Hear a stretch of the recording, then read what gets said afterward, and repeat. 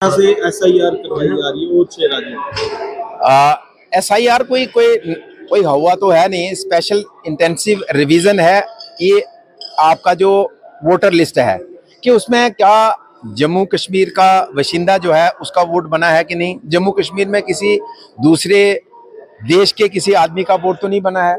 तो मुझे लगता है कि ये कोई ऐसा हुआ तो है नहीं कि जिसके लिए अपोजिशन वाले विरोध कर रहे हैं। अगर मैं जम्मू कश्मीर का हूं तो मेरा वोट डालने का भी अधिकार है, वोटर लिस्ट में मेरा नाम रहने का भी अधिकार है। मैं जम्मू कश्मीर में रहता हूं और मेरा घर जो है वो बांग्लादेश में है, तो मुझे कोई अधिकार तो होना नहीं चाहिए। कौन सी कंट्री किसी देश के नागरिक को अधिकार देती है? तो SIR कोई ऐसा नहीं है जिसको हवा बनाया जाए, लोगों के अंदर गलत तरीके से प्रोजेक्ट किया जाए।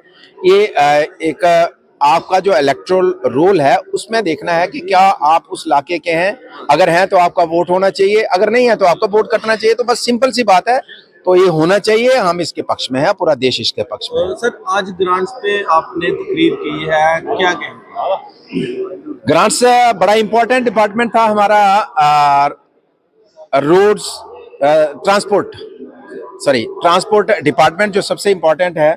और ट्रांसपोर्ट की अगर बात करें तो आज मैंने अपनी डिस्कशन के दौरान भी चर्चा की है कि जम्मू कश्मीर में जो एक्सीडेंटल डेथ्स होती हैं वो as compare to national average से डबल होती हैं। अगर नेशनल लेवल पे एक है तो जम्मू कश्मीर में एवरेज डबल है, दोगुनी है, 2 है।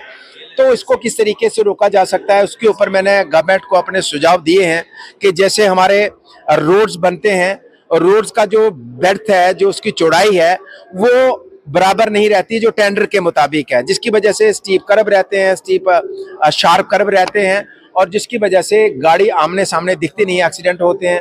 फिर आपका जो है दूसरा इसमें पॉइंट आउट किया गया है कि जब एक्सीडेंट होता है आपके ट्रामा केयर सेंटर्स नहीं है, आपकी फर्स्ट एड जो है हेल्थ केयर फैसिलिटी नहीं है, आपका जो है जो प्रॉपर मेडिकल ट्रीटमेंट नहीं मिलने की वजह से उस एक्सीडेंट की वजह से जो घायल हुआ है उसकी डेथ होती है। तो हमने ये भी कहा कि एक्सीडेंटल डेथ को बचाने के लिए हमें ट्रामा केयर सेंटर्स, जो हमारी हेल्थ केयर फैसिलिटीज उसको बढ़ाना पड़ेगा और हमारे रोड्स जो हैं उनको बेहतर बनाना पड़ेगा।